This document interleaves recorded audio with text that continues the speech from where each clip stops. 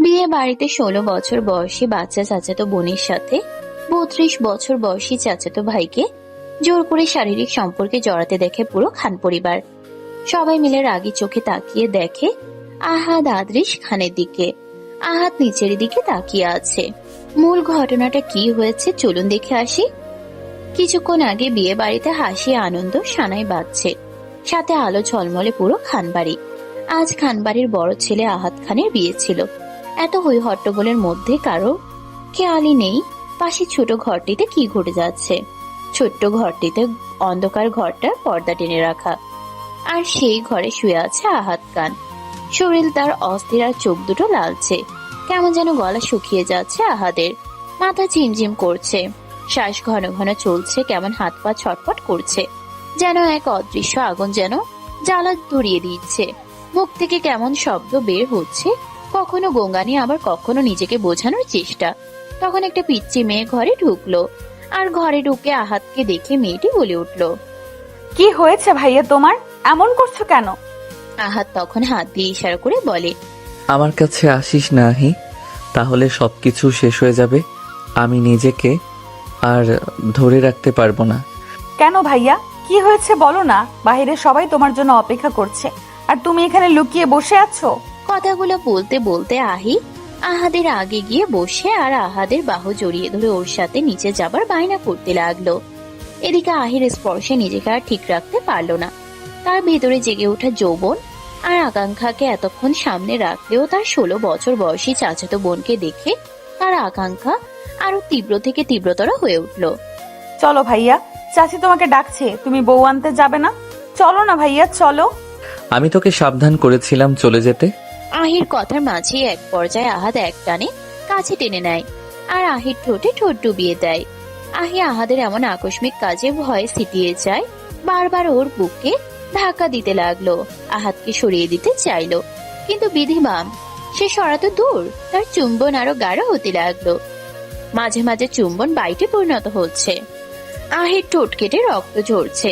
আহি ধীরে বলে উঠে, আমাকে কেন ব্যথা দিচ্ছ আহাদ ভাই?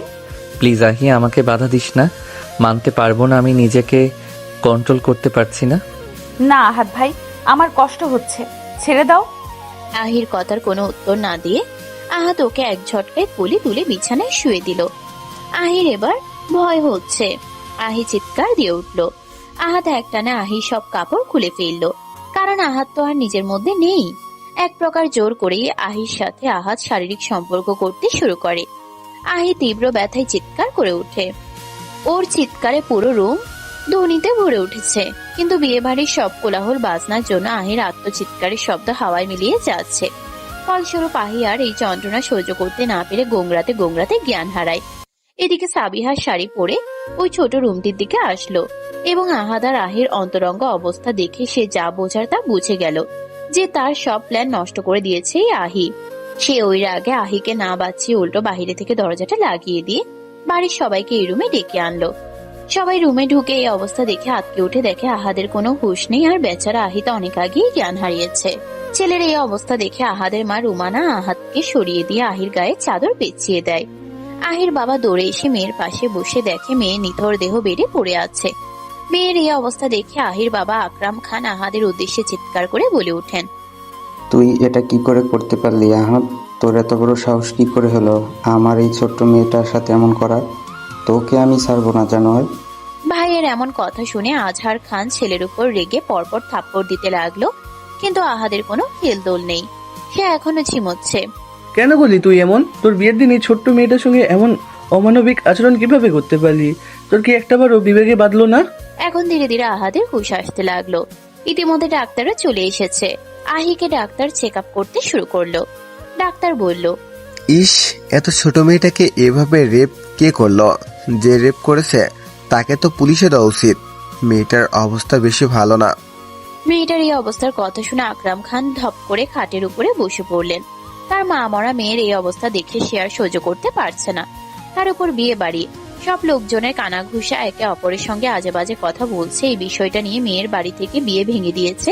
এতক্ষণে আহাদের পুরোপুরি হুঁশ ফিরেছে। এর পুরো বসে এসে বুঝতে পারলো সে কত বড় ভুল করে ফেলেছে, কত বড় অন্যায় করেছে আহির সাথে। আমি একটা সিদ্ধান্ত নিয়েছি। আমার ছেলে যখন এত বড় অন্যায় করেছে, তাহলে এর শাস্তি ওকে পেতেই হবে। আমি নিজে দাঁড়িয়ে থেকে উর্মির সাথে আমার ছেলের বিয়ে দিব। ঘরের মধ্যে আরো সবাই আলোচনা শুরু করে দিল। আর আহাদ অবাক চোখে বাবার দিকে তাকিয়ে আছে। এসব তুমি কি বলছো বাবা? আমি আহির মতো মেয়েকে কখনো বিয়ে করতে পারবো না। তাছাড়া বয়স আমার থেকে অনেক ছোট, আর মানসিকভাবে ও এখন ঠিক নেই। কথাটা শুনে আকরাম খান এগিয়ে এসে আহাদের গালে দুটো থাপ্পড় মেরে দিল।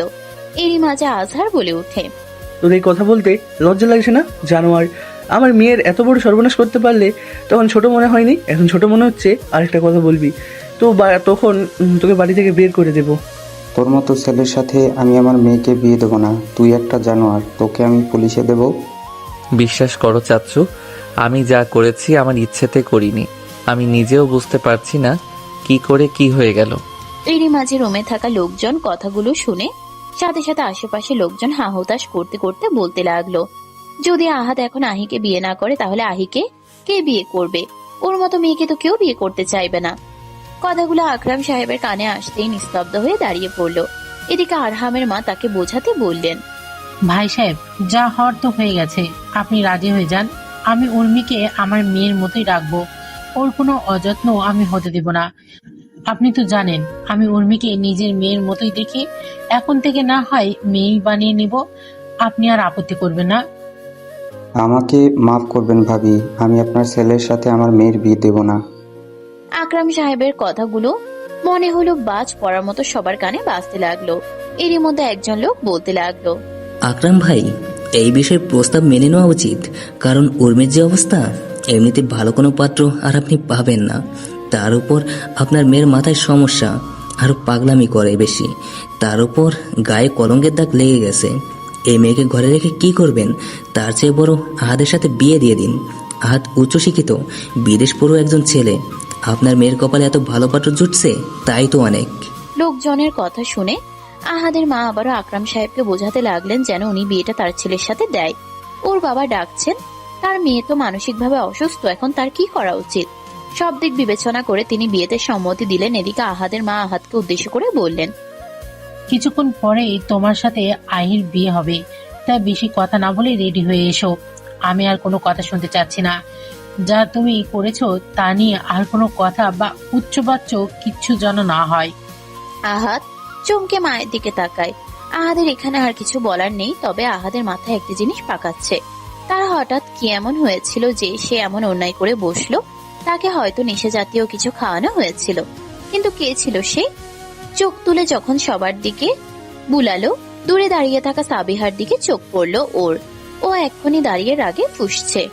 রাগে ফুঁসতে ফুঁসতে সেখান থেকে সাবিয়া চলে গেল।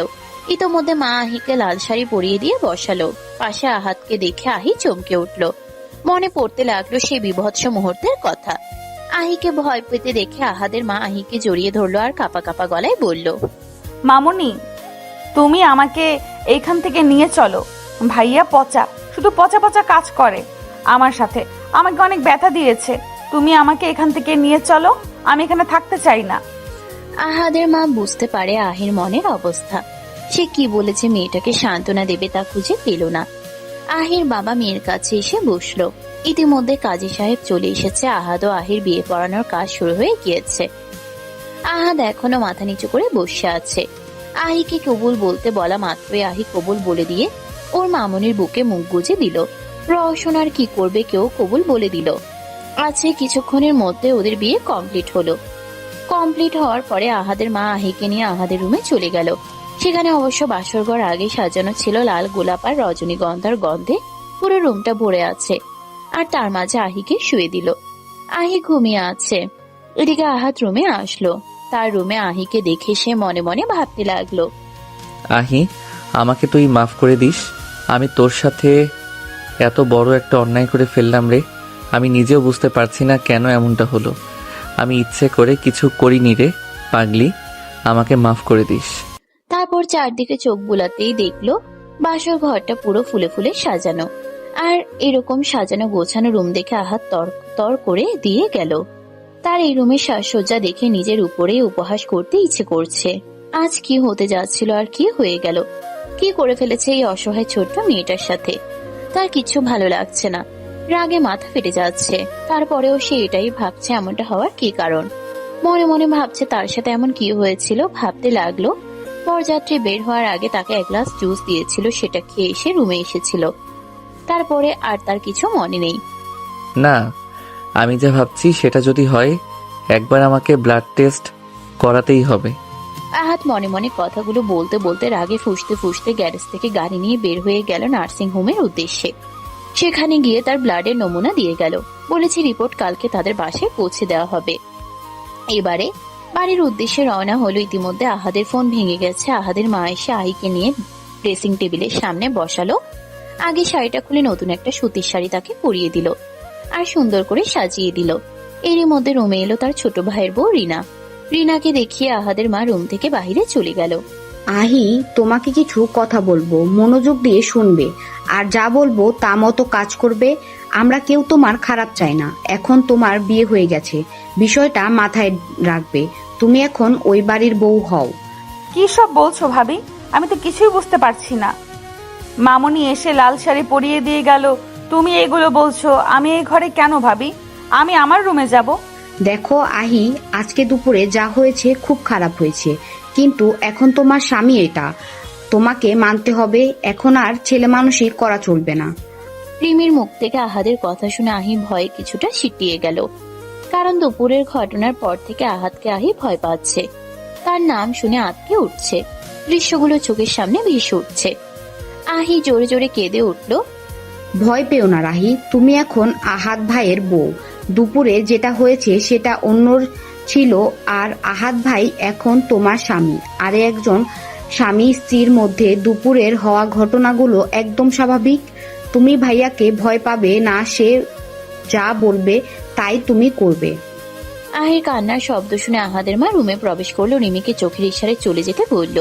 তখন সে আহির মাথায় হাত বুলিয়ে দিয়ে বলতে লাগলো, আহি মামনি, কেমন লাগছে এখন তোমার? ভালো লাগছে না মামুনি, প্রচুর ব্যথা করছে। আর দেখো না রিমি ভাবি কি সব বলছে। মামনি, তোমার আহাদ ভাই একটু ভুল করেছে, তোমাকে ব্যথা দিয়েছে। শুধু তোমার আহাদ ভাই তোমাকে অনেক ভালোবাসি। তুমি কি তোমার আহাদ ভাইকে ভালোবাসো না? তুমি এমন করে থাকলে তোমার আহাদ ভাই তো কষ্ট পাবে। ভালোবাসি তো মামুনি, আমি আহাদ ভাইকে কষ্ট পেতে দেব না। কত ভালোবাসি, কিন্তু দুপুরে যে আহাদ ভাইয়া পচা পচা কাজগুলো করলো, সেই জন্যই তো আমি একটু ভয় পেয়ে গেছিলাম। আর ভয় পাবে না, তোমার আহাদ ভাই তোমাকে আদর করবে, ভালোবাসবে, আবার বকাও দেবে। কিন্তু তুমি আহাদ ভাইকে ছেড়ে কোথাও যাবে না। একটু পরে তোমার আহাদ ভাই আসবে, তুমি তাকে মোটেও ভয় পাবে না, কেমন? আজকে থেকে তুমি আহাদ ভাইয়ের পুতুল বউ, আর তোমার আহাদ ভাই তোমার পুতুল বর। তুমি আর তোমার পুতুল বর আজ থেকে একসাথে থাকবে, ঠিক আছে? না, আমি আহাদ ভাইয়াকে আমার পুতুল বর বানাবো না। আহাদ ভাইয়া পচা, আমাকে ব্যথা দেয়। এমন কথা বলতে নেই মা, আল্লাহ কিন্তু পাপ দেবে। এখন থেকে তোমার যা করবে তুমিও তাই বলবে, তাই করবে। আল্লাহ পাপ দেবে, ঠিক আছে, আমি আর এমন বলবো না। ভাইয়াকে আমার পুতুল ঘর বানাবো। যাও এখন বিছানায় গিয়ে বসে থাকো, আমি তোমার পুতুল বরকে পাঠিয়ে দিচ্ছি। কেন ভাইয়া কেন আসবে? তার কথা বলার মাঝেই রিমি আবার রুমে ঢুকলো। তারপর আহির কানে কানে ধীরে ধীরে বলল, আহি, ভাইয়া যা করবে তুমি তাকে মানা করবে না, ঠিক আছে? দুপুরের মতো করতে চাইলে না করবে না। মামুনি, তার মানে তুমি বলছো দুপুরের ওই পচা কাজ আবারও করতে হবে? আহি কথাটি একটু উচ্চস্বরেই বলল। রিমি দ্রুত আহির মুখ চেপে কানে কানে আবার ফিসফিস করে বলল, আহা, আস্তে কথা বল, সবাই শুনে ফেলবে তো। আমি কি তোমাকে এসব কথা বলছি, কাউকে বলবে না কিন্তু। আমি যা বলছি মনে রেখো। আহি অবুঝের মতো মাথা নাড়ালো। সে বোঝালো যে আচ্ছা ঠিক আছে, সে যা বলেছে তাই করবে। এর মাঝে আহাদের মা আবার রুমে এলো। আহির মাথায় হাত বুলিয়ে দিয়ে মনে মনে ভাবতে লাগলো, আমাকে মাফ করে দিস মা, আমি আর স্বার্থপর হয়ে গেছি। তবে যা হওয়ার হয়ে গেছে। আমি এখন চাই তোদের দুজনের সংসারটা যেন গুছিয়ে দিতে পারি। আমি জানি আমার ছেলে তোকে কোনোদিনই কষ্ট দেবে না। আহাদের অপেক্ষা করতে করতে আহি ঘুমিয়ে গেল। আহাদ এসে সোফার উপরে শুয়ে পড়লো। 3টার দিকে আহি কেঁদে উঠলো। তার শরীরে প্রচুর ব্যথা করছে। সে ফুপিয়ে ফুপিয়ে কেঁদে উঠলো। চলতে চলতে এসে ড্রেসিং টেবিলের সামনে গিয়ে দাঁড়ালো, গায়ে থেকে শাড়ির আঁচলটা সরিয়ে আয়নায় দেখলো তার সারা শরীরে জখম হয়ে রক্ত জমে আছে। আহি আঘাতগুলো দেখলো আর ফুপিয়ে কাঁদতে লাগলো। ভাইয়া খুব পচা, আর কথাও বলবো না ভাইয়ার সাথে। আহির কান্নার শব্দে আহাদের ঘুম ভেঙে গেল। আহাদ ধীর পায়ে আহির পেছনে এসে দাঁড়ালো। আহি আহাদকে দেখে বলতে শুরু করলো, তুমি খুব পচা আহাদ ভাই, দেখো তো আমাকে কত ব্যথা দিয়েছো। তুমি অনেক পচা ছেলে। খুব ব্যথা করছে পুতুল, ভাইয়া অনেক পচা করেছে তাই না? খুব কষ্ট হচ্ছে, ঘুম আসছে না? ঘুম আসবে কিভাবে? এই পচা শাড়ি পরে আমার খুব অস্বস্তি হচ্ছে, শাড়ি আর পরবো না। তারপরে দেখো এগুলো অনেক ব্যথা করছে। আহাদ পুরো শরীরের দিকে একবার তাকালো। সত্যি তো, শরীরে যেন রক্ত জমাট বেঁধে বেঁধে আছে। নিজের উপর কিছুটা ধিক্কার হলো। ওই ছোট্ট মেয়েটার সঙ্গে কি করে ফেলেছে। এই মুহূর্তেই নিজেকে সামলে নিয়ে আহিকে নরম গলায় বলল, শাড়িটা পরে নে পুতুল পরি, এভাবে থাকতে নেই। না, আমি পচা শাড়ি আর পরবো না ভাইয়া, এটা পরে আমার প্রচুর গরম লাগছে।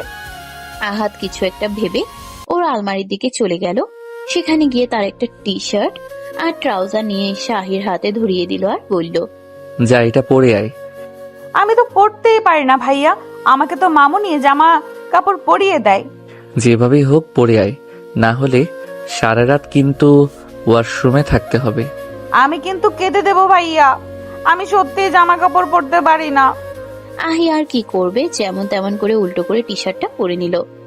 হাতার মধ্য দিয়ে মাথা ঢুকিয়ে গলার জায়গাটা দিয়ে হাত ঢুকিয়ে বেরিয়ে এসেছে। আহাদ ওই অবস্থা দেখে হাজবেন্ড একা লেবু ঝরতে পারছে না। আহাদ বলল, পুতুল পরি, এটা তুই কি করেছিস? যা জামাটা খুলে ঠিক করে পরে আয়, তাহলে তোকে আইসক্রিম খাওয়াতে নিয়ে যাব কাল। আইসক্রিমের কথা শুনে আহি আবার ওয়াশরুমে ঢুকে গেল। অনেক চেষ্টার পরে সে টি শার্টটা পরতে পারলো। সে পেটিকোটের উপরে টি শার্টটা পরে রুমে এলো। আহাদ এবার দেখে বলল, এবার ঠিক আছে। তারপর আহিকে নিয়ে গিয়ে বিছানায় শুয়ে দিল।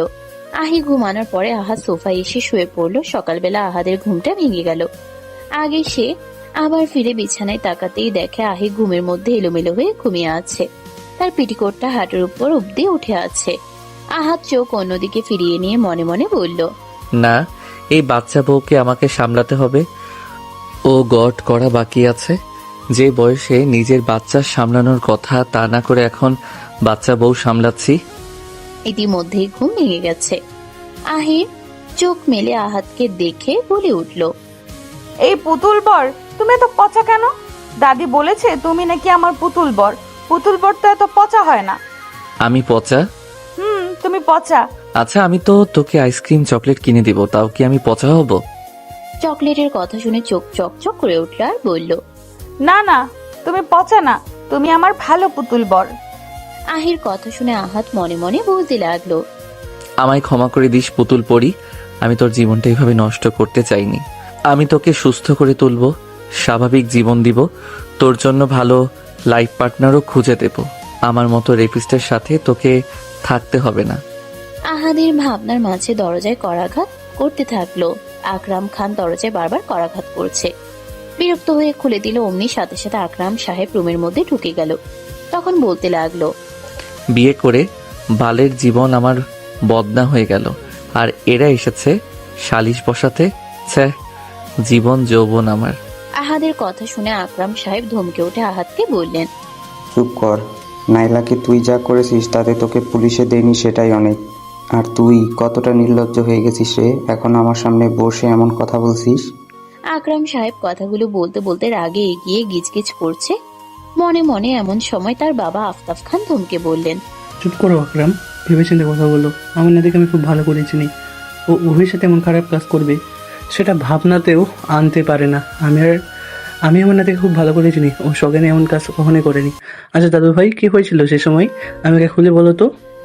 দাদু ভাই, আমি তো এটাই সবাইকে বোঝাতে চাচ্ছিলাম।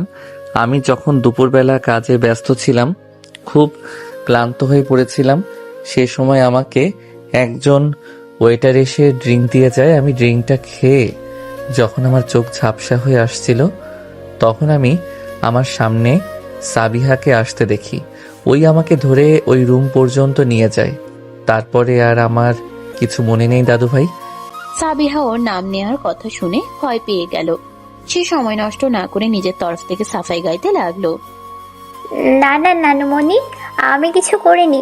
আসলে ভাইয়াকে দেখে মনে হচ্ছিল সে অসুস্থ, তাই আমি তাকে ধরে রুমে নিয়ে গিয়েছিলাম।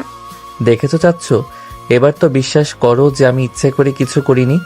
তখন আমি আমার নিজের মধ্যেই ছিলাম না। আকরাম খান স্তব্ধ হয়ে খাটের উপর বসে পড়ল। তার মধ্যে দরজার কলিং বেল বেজে উঠল। আহাদের মা দরজা খুলে দেখে আহাদের অ্যাসিস্ট্যান্ট অভি একটা লোককে ঝাপটে ধরে আছে। লোকটাকে দেখে সাবিহার মুখ শুকিয়ে গেছে, কারণ ওইটা সেই লোক যে আহাদকে নেশালো ড্রিঙ্কস দিয়েছিল। আহাদ নিচে এসে সবার উদ্দেশ্যে বলল, চাচ্ছু, বাবা মা এই সেই লোক যে আমাকে ড্রিঙ্ক দিয়েছিল, এটা সেই লোক। আর বাকিটা ওই জানোয়ারটার মুখ থেকেই শোনো। অভি ছেলেটিকে আহাদের পায়ের কাছে ছুঁড়ে ফেলে দিল। তখন ছেলেটি তেজ দেখিয়ে বলল, আপনারা আমাকে কোনো প্রমাণ ছাড়া কিছু বলতে পারেন না। কোনো প্রমাণ ছাড়া কাউকে হেনস্থা করা অন্যায়। ছেলেটার কথা শুনে অভি বিলেনি হাসি দিয়ে একটা রিপোর্ট বের করলো পকেট থেকে। তারপর আহাদ রিপোর্টটা হাতে নিয়ে বলে উঠল, এখন তুই সত্যিটা বলবি, না হয় আমি তোর এমন হাল করব যে নিজের পায়ে জীবনেও উঠে দাঁড়াতে পারবি না। ছেলেটা এবার ইতিউতি করতে লাগলো। আহাদ ছেলেটার দিকে এক নজরে তাকিয়ে পর্যবেক্ষণ করছে। আজও যদি সত্যি না বলে তাহলে আজও খারাপ কিছু করে দেবে। সাবিহা ভয়ে ওয়েটারের দিকে তাকিয়ে ইশারা করছে যে ও যেন কিছু না বলে। ওয়েটার একবার সাবিহা একবার আহাদের দিকে তাকাচ্ছে। আহাদ রক্তচক্ষু নিয়ে তাকিয়ে আছে তার দিকে। তা দেখে ছেলেটা ভয় ভয়ে আবারও বলল, আমি এসব কিছু করিনি, আমার কোনো দোষ নেই। এবার আর আহাদ চুপ করে থাকতে পারলো না। তেরে গেল পাথারে কিল ঘুষি দিতে লাগলো। ঘুষিগুলো যেন এক একটা বজ্রপাতের মতো লাগছে, পড়তে লাগলো ছেলেটার গায়ে। মুহূর্ত পরেই দেখা গেল মেঝেতে লুটিয়ে পড়েছে। তারপরেও ছেলেটা কিছু বলছে না, তাই আহাদ রেগে বলতে লাগলো, সত্যিটা কি বলবি? এখনো সময় আছে। সত্যিটা না বললে তোকে এই দুনিয়া থেকে আউট করতে আমার বেশি সময় লাগবে না। ছেলেটা এবার ভীষণ ভয় পেল। দ্রুত গিয়ে আহাতে দুপা চড়িয়ে ধরলো আর বলল, আমি কিছু করিনি স্যার, বিশ্বাস করুন। আমাকে টাকা দেওয়া হয়েছিল আর বলা হয়েছিল ড্রিঙ্কটা আপনাকে দেওয়ার জন্য। আমি তো জানতামও না ওটাই কিছু মেশানো ছিল। কে টাকা দিয়েছিল? ছেলেটা এবার সরাসরি সাবিহার দিকে আঙ্গুল তুলে দেখালো আর বলল, ওই ম্যাডাম আমাকে টাকা দিয়েছিল আর বলেছিল আপনাকে ড্রিঙ্কসটা দিতে। সাবিহার চোখ বড় বড় হয়ে গেল, সাথে সাথেই নিজেকে বাঁচাতে বলে উঠে, আমি কিছু করিনি। এই ছেলে মিথ্যা বলছে বড় মামা। এই ছেলে তুমি মিথ্যা কথা বলছো কেন? কে তোমাকে মিথ্যা বলতে বলেছে? হ্যাঁ, আরে চুপ করুন ম্যাডাম, মিথ্যা কেন বলবো আমি? স্যার, আমি সত্যি বলছি, এই ম্যাডামই আমাকে টাকা দিয়েছিল। সাবিহা হঠাৎ চেঁচিয়ে বলে উঠল, হ্যাঁ হ্যাঁ, আমি করেছি। আর কেন করেছি জানতে চাইছো না? তবে শোনো, আমি ভালোবাসি আহাদ ভাইকে, তাই চেয়েছিলাম আহাদ ভাইকে নিজের করে নিব। মাঝখান থেকে ওই পাগল আহি এসে আমার সব আশা আকাঙ্ক্ষা ভেঙে দিল। মনে হচ্ছিল ওকে গলা টিপে মেরে ফেলি। বল, কে টাকা দিয়েছিল? আজ তুই যা করেছিস তার কোনো ক্ষমা নেই। আমি এক্ষুনি পুলিশে কল করছি। তোকে তোর উপযুক্ত শাস্তি পেতেই হবে। আহাদের কথাগুলো শুনে ওর মা বলে উঠল, না, এমন কিছুই করবে না। কারণ বাসায় পুলিশ আসলে এই খানবাড়ির মান সম্মান নষ্ট হয়ে যাবে আর আহিকে নিয়ে অনেক প্রশ্ন উঠবে। তাই আমি এসব চাইছি না। সাবিয়া, তুই এই বাড়ি ছেড়ে এক্ষুনি চলে যাবে আর কোনোদিন এই বাড়িতে পাও রাখবে না। আহাদ ভাই, আমি তোমাকে 7 বছর ধরে ভালোবাসি। তুমি এভাবে আমাকে ফিরিয়ে দিও না ভাইয়া, প্লিজ। তুমি আহির মতো বোকা পাগল মেয়ে বিয়ে করেছো, সংসার করতে পারবে না ভাইয়া। প্লিজ আমাকে তুমি বিয়ে করে নাও, প্লিজ। আমি তোমার দ্বিতীয় স্ত্রী হিসেবে থেকে যাব, প্লিজ ভাইয়া। তাও আমাকে ফিরিয়ে দিও না। তুই মেয়ে বলে আজ ছাড়া পেয়ে গেলি, না হলে তোকে এই দুনিয়া থেকে আউট করে দিতে আমার 2 মিনিট টাইমও লাগবে না। যা আমার চোখের সামনে থেকে। আহাদের কথা শুনে সাবিহা কাঁদতে লাগলো। তারপরে আহির দিকে তাকিয়ে বলল, তোকে আমি কখনো সুখে থাকতে দিব না। তোর জীবনকে আমি নরকে পরিণত করে দিব, এটা আমার প্রতিজ্ঞা। রাত বাজে 7টা। আহাদের মা আয়েশা হাতে মেডিসিন নিয়ে আহির পেছনে ঘুরছে, কিন্তু আহির নাচর বান্দা, সে তো কিছুতেই মেডিসিন খাবে না। আয়েশা খান বলে উঠল, প্লিজ আহি, মেডিসিনটা খেয়ে নাও। তোমার বাবা আর পুতুল বর খুব রাগ করবে। না না না মামুনি, আমি এই পচা তিতা মেডিসিন খাবো না। আমার এগুলো ভালো লাগে না। এরই মাঝে আহাত রুমে এসে দেখলো তার মা আর পিচ্ছি বউয়ের কথা।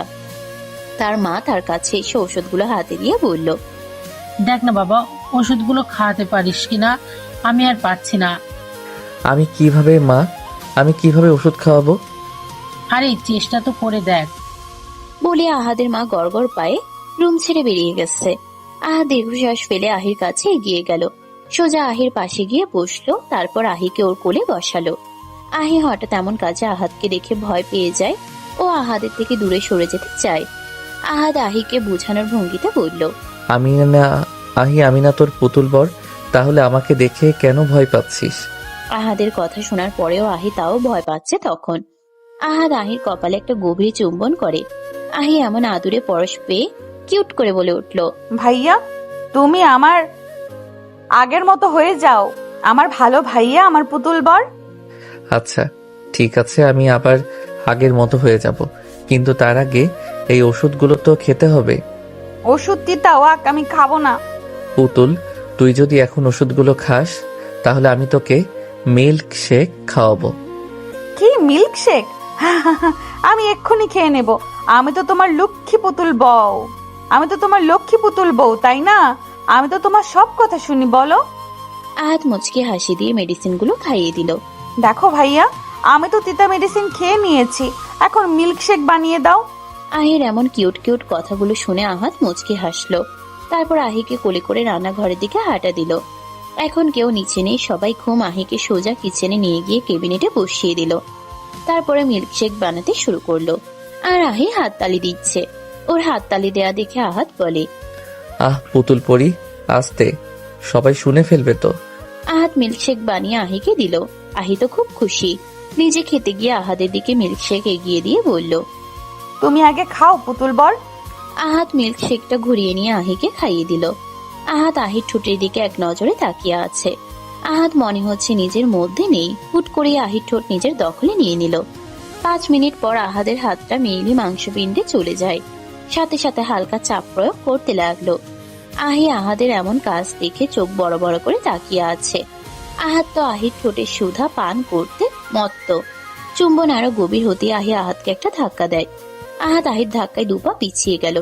ঠিক তখনই হুঁশে আসলো সে। তখনই বুঝলো যে সে আবার কি ভুল করে ফেলেছে। আহি এদিকে কাঁদতে শুরু করেছে। পুতুল বর, তুমি আবার আমাকে ব্যথা দিলে, আমার তো শ্বাস আটকে যায়। তোমার সাথে আর কথাই বলবো না। আহির কথায় আহাদ আহিকে জড়িয়ে ধরে মানাতে লেগে পড়ে। সকালবেলা গভীর ভাবনে ডুবে আছে আহাদ। এর মাঝেই তার মা বলে উঠল, কিরে, কি ভাবছিস বাবা? আমার তোমার সাথে কিছু কথা আছে মা। হ্যাঁ বল, কি বলবি বাবা? মা, ভাবছি কালকের ফ্লাইটেই সুইজারল্যান্ড চলে যাব। তারপর তুমি তো জানো আমার প্রফেশনাল, তারপর আবার ব্যবসা সামলাতে হচ্ছে। এমনিতেই অনেক দিন গ্যাপ হয়ে গেছে। হ্যাঁ যাবি, অবশ্যই যাবি। আমি আহির সবকিছু গুছিয়ে রেডি করে রাখবো। গুছিয়ে রাখবো মানে? আহি কোথায় যাবে? কেন, তোর বউ তোর সাথেই যাবে। কিন্তু বাবা, আমি ওকে কিভাবে দেখে রাখবো? আমি তো ওখানে কাজে ব্যস্ত থাকবো। তোমার বউয়ের দায়িত্ব তোমাকে নিতে হবে, নিজের দায়িত্ব চাইলেও এড়ানো যাবে না। আমি কি বলেছি আমি আহির দায়িত্ব নেব না? আমি ওর সকল দায়িত্ব নেব, কিন্তু ওকে নিয়ে সুইজারল্যান্ড কিভাবে নিয়ে যাব? ওখানে আমি কাজে ব্যস্ত থাকবো, আহিকে দেখবে কে? আমি কিছু জানি না, তোমার বউ তুমি যেখানে যাবে সেখানে নিয়ে যেতে হবে। এতক্ষণ সবার কথাগুলো শুনছিল আহি। আহাদ রুমে আসতেই আহি বলল, এই পুতুল বর, তুমি আমাকে ছেড়ে চলে যাবে? কে বলেছে আমি আমার পুতুল বউকে রেখে চলে যাব? আহি আহাদের কথা বিশ্বাস করলো না। আহাদের গলাটা আরো জড়িয়ে বলল, তুমি আমায় ছেড়ে যেও না, আমি তোমার লক্ষ্মী পুতুল বউ হয়ে থাকবো। Pinky promise. পিঙ্কি প্রমিসের মানে বুঝিস? পুতুল বউ? বুঝি তো, পিঙ্কি প্রমিস মানে হলো কথা দিয়ে কথা রাখা। আমি তোমার সব কথা রাখবো। আচ্ছা ঠিক আছে, এখন বল, সকালে নাস্তা করেছিস পুতুল? না, খাইনি, তবে তুমি খাইয়ে দিলে খাবো, কারণ তোমায় আমি পিঙ্কি প্রমিস করেছি না তোমার পুতুল বউ হয়ে থাকবো। আহির কথা শুনে নিজ হাতে খাইয়ে দিচ্ছে আহাদ। খাওয়াতে বসে বারবার ওর হাত আহির ঠোঁটের সাথে স্পর্শ লাগছে। প্রতিটি স্পর্শে আহাদ ঘোর লাগা চোখে তাকিয়ে আছে আহির দিকে। ওকে এভাবে তাকিয়ে থাকতে দেখে আহি বলল, কি হয়েছে তোমার পুতুল বর? আহির কথায় আহাদের সম্বিত ফিরে এলো। আহাদ আমতা আমতা করে বলতে লাগলো, কই কিছু না পুতুল, তুই বাকি খাবারটা একটু শেষ কর, আমি একটু আসছি। কথাটা বলে আহাদ ওর সামনে থাকে না, দূরে সরে যায়। কারণ আহির প্রতি এই অনুভূতি আজ নতুন নয়, অনেক আগে থেকে ওর প্রতি এমন ফিলিং আছে। কিন্তু আগে নিজেকে বুঝিয়েছে পুতুল ছোট, তাই হৃদয়ে মাঝে তার সুপ্ত অনুভূতিগুলো চাপা দিয়ে দিয়েছিল। কিন্তু এখন আহি আহাদের বউ, এখন কিভাবে অবাধ্য অনুভূতিগুলো আবার তার মনে বাসা বাঁধতে চাইছে। আহাদ বিড়বিড় করে বলল, না, এটা আমি কি করছি? আহি অনেক ছোট। আহাদ একটা সিদ্ধান্ত নেবার চেষ্টা করলো, তাকে আহির থেকে দূরে থাকতেই হবে, না হলে খারাপ কিছু হয়ে যাবে। ওর ভাবনার মাঝে আয়শা রুমে প্রবেশ করলো। তুই যদি আমাকে আগে থেকে বলতিস তাহলে আমি আহির জিনিসপত্র গুছিয়ে রাখতে পারতাম। মা, পাগলামো করো না। আহিকে আমার সাথে নেয়া মানে বোকামি। তুই কেন বুঝতে পারছিস না? তুই ওকে এখানে রেখে গেলে আহির কি হবে? এসব নিয়ে তুমি চিন্তা করো না মা। কাল থেকে আহিকে দেখাশোনার জন্য মেইড আসবে। আহিকে দেখাশোনার জন্য কাল থেকে আহির সব দায়িত্ব সেই পালন করবে। তুই কি মনে করেছিস আমি আহিকে দেখে রাখতে পারবো না? আমি ভয় পাচ্ছি যে পরিস্থিতিতে বিয়ে হয়েছে, তারপর যদি তুই ওকে রেখে বিদেশে চলে যাস তাহলে সমাজের লোক কি বলবে? মেয়েটাকে ওরা কথার বানেই মেরে ফেলবে। এতই ছোট মানুষ, কিভাবে আমরা ওকে সবার কাছ থেকে বাঁচাবো? আয়েশা কথাগুলো বলে রুম থেকে বের হয়ে গেল। আহাদ আহির কাছে গিয়ে বসে। আহি ঘুমাচ্ছে, আহাদ ওর মাথায় হাত বুলিয়ে দিয়ে বলতে লাগলো, কি করব পুতুল পরি, তোকে মুক্ত আকাশে উঠতে দিয়ে মনে হয় খাঁচায় আটকে ফেললাম।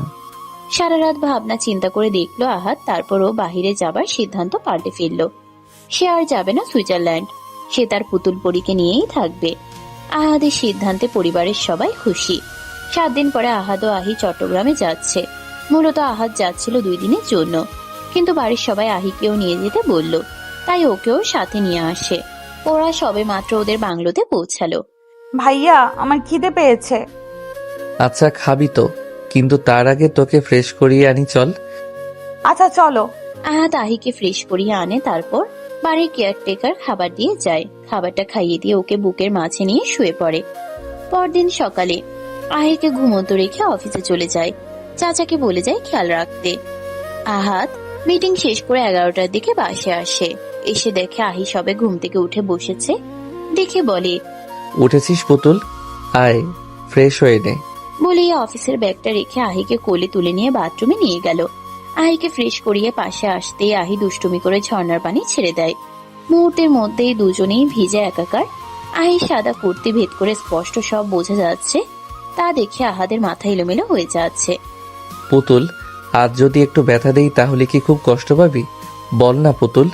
এমন কেন বলছো ভাইয়া? তুমি কেন ব্যথা দেবে? তুই কিন্তু আমাকে পিঙ্কি প্রমিস করেছিলি, আমি যা বলবো তাই করবি। হ্যাঁ, তো বলো কি বলবে, আমি তাই করব। আমি যাই করি না কেন তুই আমার ওপর রাগ করবি না, আর আমি যা করতে বলবো তাই করবি। আহি মাথা নাড়িয়ে সম্মতি দেয়। তারপর আহাদ আহিকে কোলে করে রুমে নিয়ে আসে। তারপর ওকে নামিয়ে দিয়ে ঠোঁটে ঠোঁট ডুবিয়ে দিল। চুষে নিতে লাগলো মধুর সুধা। আহিও কিছু বলেনি, কারণ সে তার পুতুল বরকে আদর করতে দিচ্ছে। আহাদ আহির ঠোঁট থেকে সরে এসে একটানে ওর গা থেকে জামাটা খুলে ফেললো। তারপর আস্তে আস্তে আহিকে অস্থির করে তুললো। তারপর ধীরে ধীরে আরো গভীরে যেতে লাগলো। মেয়েটা ব্যথায় গুঙ্গিয়ে উঠলো। সেও ঘোরের মাঝে ব্যথার সাথে সাথে কেমন ভালো লাগা কাজ করছে। তাও আহাদ আহিকে জিজ্ঞেস করছে, আহি, বেশি কষ্ট হচ্ছে? ছেড়ে দেব? না বর। আহাদ আরো কিছুক্ষণ সময় পর নিজের কাজ শেষ করে আহিকে জড়িয়ে ধরে বুকের মাঝে জড়িয়ে নিল। বারবার সরি বলতে লাগলো। আহি চুপচাপ আহাদের বুকের ভেতরে পড়ে থাকলো। দুপুরে আহাদ ওকে ডেকে ফ্রেশ করিয়ে এনে পেনকিলার দেয়। আহাদ ভাবছে, পুতুল, তোকে দেখলেই কেমন প্রেম প্রেম পাই। কি করি বলতো সোনা, প্লিজ আমাকে একটু সামলে নে প্লিজ, আমি যে আর ধৈর্য রাখতে পারছি না। আহাদ কথাগুলো আহির মাথায় হাত বুলাতে বুলাতে বলছিল। সে এবার আহির ট্রিটমেন্টের বিষয়ে ভাবছে। তোকে ভালোবাসা থেকে বিরত রাখতে পারছি না। তোকে এবার পুরোপুরি সুস্থ হতে হবে, তোকে স্বাভাবিক জীবন যাপন করতে হবে। আমি নিজে তোকে ট্রিটমেন্ট করাবো। এদিকে আহি বাড়ির বাহিরে আছে আজ 1 দিন হচ্ছে। আকরাম খান চিন্তায় পাগল হয়ে যাচ্ছে। তার মেয়েকে সে কোনোদিন তার কাজ ছাড়া করেনি। নিজের কাছে কাছে রাখতো সব সময়। আর হ্যাঁ, আহি এমন ছিল না, আগেও পুরোপুরি ভালো ছিল। যেদিন তার মা মারা যায় তার পরদিন থেকে দেখা যায় তার অস্বাভাবিক আচরণ। তারপর থেকে আহি হারিয়েছে তার স্বাভাবিক জীবন। তবে আহির মায়ের মৃত্যু ছিল অস্বাভাবিক, আজও সেই রহস্য কেউ জানতে পারেনি। সেটা শুধুমাত্র আহি জানে, কিন্তু আহি বলার মতো অবস্থায় আর নেই। আহি সব ভুলে গেছে। বর্তমানে আহি আর আহাত দুপুরে খাবার খেয়ে ঘুমোচ্ছে। খানবাড়ি কেউ একজন অনবরত রুমে পায়চারি করছে আর তার রাগ ঝাড়ছে, কিন্তু কে সেটা আজও রহস্য। আমার এত বছরের করা কষ্ট আমি এত সহজে ভেসে যেতে দেব না। এই খানবাড়ির সবকিছু যতদিন না আমার হাতে আসছে ততদিন কাউকে কিছুই বুঝতে দেব না। বলেই অচেনা ব্যক্তিটি হাসতে লাগলো আর তার পরবর্তী প্ল্যান সাজাতে লাগলো। চট্টগ্রাম, বেলা 1:30। আহি পিটপিট করে চোখ খুললো, পাশে তাকিয়ে দেখে ওর পুতুল বড় ওর পাশেই ওকে জড়িয়ে ঘুমিয়ে আছে। এদিকে আহি বিছানা থেকে উঠতে চায়, কিন্তু সেটা পারছে না। আহাত সাপের মতো পেঁচিয়ে ধরে আছে তাকে। ও নড়াচড়া বুঝতে পেরে আহাত তাকিয়ে দেখে আহি হাঁসফাঁস করছে। কি হয়েছে পুতুল, এমন করছিস কেন? আমি ওয়াশরুমে যাব পুতুল বর। ও আচ্ছা, যা। আমি তো উঠতেই পারছি না, খুব ব্যথা করছে। আহি মাথা নেড়ে সাই দিল আর বলল ওর নিচের অংশে অনেক ব্যথা করছে। আহাদ ওর কথায় জড়িয়ে ধরলো আর বলল, আমাকে ক্ষমা করে দে পুতুল, আমি আসলে অনেক পচা, তোর পচা পুতুল বর। আমি তোকে শুধু ব্যথা দেই, কষ্ট দেই। আহাদের কথা শুনে আহি পিটপিট করে তাকিয়ে আছে ওর দিকে। ও বুঝতে পারছে না কি বলা উচিত ওর পুতুল বরকে। আহাদ আর কিছু না বলে আহিকে কোলে করে ওয়াশরুমে নিয়ে গেল। ওকে ফ্রেশ করিয়ে নিয়ে বেডে নিয়ে এলো। তারপর আহিকে নিয়ে বের হলো ডাক্তারের চেম্বারে। আসলে আহাদের এখানে আসার মূল উদ্দেশ্য বিজনেস নয়, উদ্দেশ্য ছিল আহিকে উন্নত চিকিৎসার ব্যবস্থা করা। কারণ তার মনে হচ্ছিল আহির সাথে কিছু তো একটা হচ্ছে, আহির সাথে সামথিং রং হচ্ছে। কারণ সে লক্ষ্য করেছে এত বছর চিকিৎসা করানোর পরেও ওর মধ্যে কোনো পরিবর্তন লক্ষ্য করা যায়নি। আর ওর কিছু মেডিসিন নিয়ে আহাদের যথেষ্ট সন্দেহ আছে। তাই তো এত সাবধানতা, কারণ আহাদের মনে হচ্ছে ওই বাড়িতে এমন কেউ আছে যে চাইছে না আহি সুস্থ হোক। ডাক্তারের চেম্বারে। মিস্টার আহাদ, আপনি যা সন্দেহ করেছেন সেটাই সত্যি। এই মেডিসিনগুলোও একমাত্র কারণ যা আহিকে এমন মানসিক রোগী বানিয়ে রেখেছে। আরও কিছুদিন যদি এই ঔষধ তাকে দেওয়া হয় তাহলে সে আর কখনোই স্বাভাবিক হতে পারবে না। তাকে এই ঔষধ প্রায় 5 বছর ধরে দেওয়া হচ্ছে। ডক্টর, তাহলে এখন এটার জন্য করণীয় কি? আমার আহি কি কোনোদিন স্বাভাবিক জীবনে ফিরতে পারবে না? এত উত্তেজিত হবেন না মিসেস আহির। ট্রিটমেন্ট এখন থেকেই শুরু করলে আশা করা যায় যে মিসেস আহি খুব দ্রুতই সুস্থ স্বাভাবিক জীবনে ফিরে আসতে পারবে। তবে মেডিসিনগুলো নিয়মিত দিতে হবে, একটা ডোজও মিস দেওয়া যাবে না।